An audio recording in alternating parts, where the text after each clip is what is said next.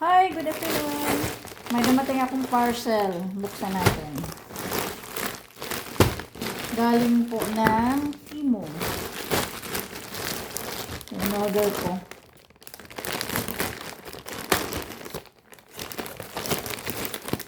Nakalimutan ko na kung ano to eh.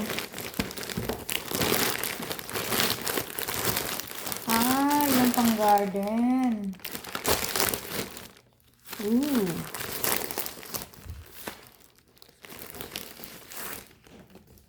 Oh my God. Yung transparent na panty. Hey, ano kaya itsura nito pag sinuot? Nipis-nipis, oh. Pero stretchable. Hala. Wala siyang garter. Hindi ito babakat. Ang gaan-gaan.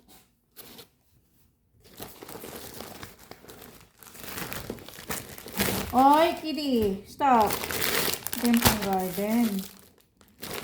Ito yung individual pala. Yung pambalot ng ano, prutas o kaya gulay. Akala ko yung sus, ang lalaki pala.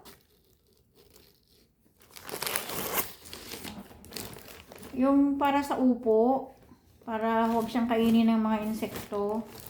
Kaya pala ano, ang isa nito, $1 mahigit. Kaya pala, kasi para pala, akala ko, para siyang net.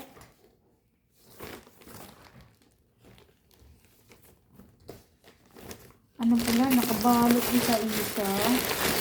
1, 2, 3, 4, 5, 6, 7,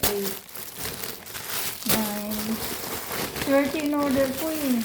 10, 11, 12, 13, 14, 15. Akala ko yung isang balutan lang yun. Ayun, 30. Ganun.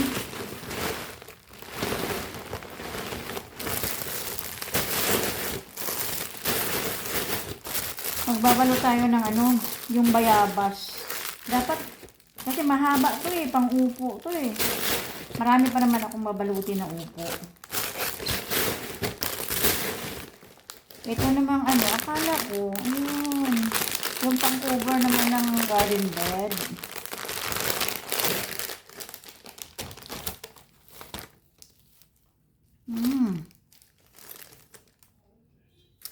Siguro, akala ko mataas. Siguro ganyan lang ito kataas. 12 inches. Akala ko yung mataas. Maliit pala. Para sa ano, paso.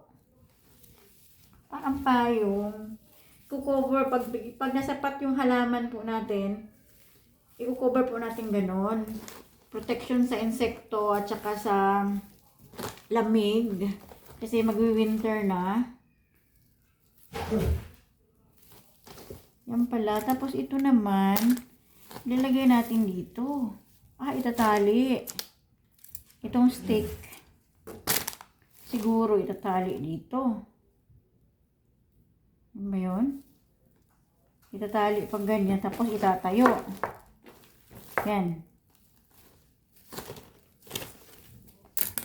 Sabagay, 2 piraso lang to. Kala ko malaki.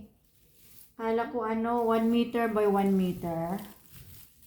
Kasi yung garden bed namin, square. Ito pang pot lang pala ito na malaki. Tama yung malunggay ko.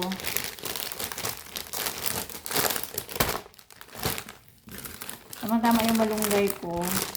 Lalagyan ko yan. Hindi yan kasya sa ano, sa papaya. Kasi yung papaya, nag-spread yung dahon niya. Okay.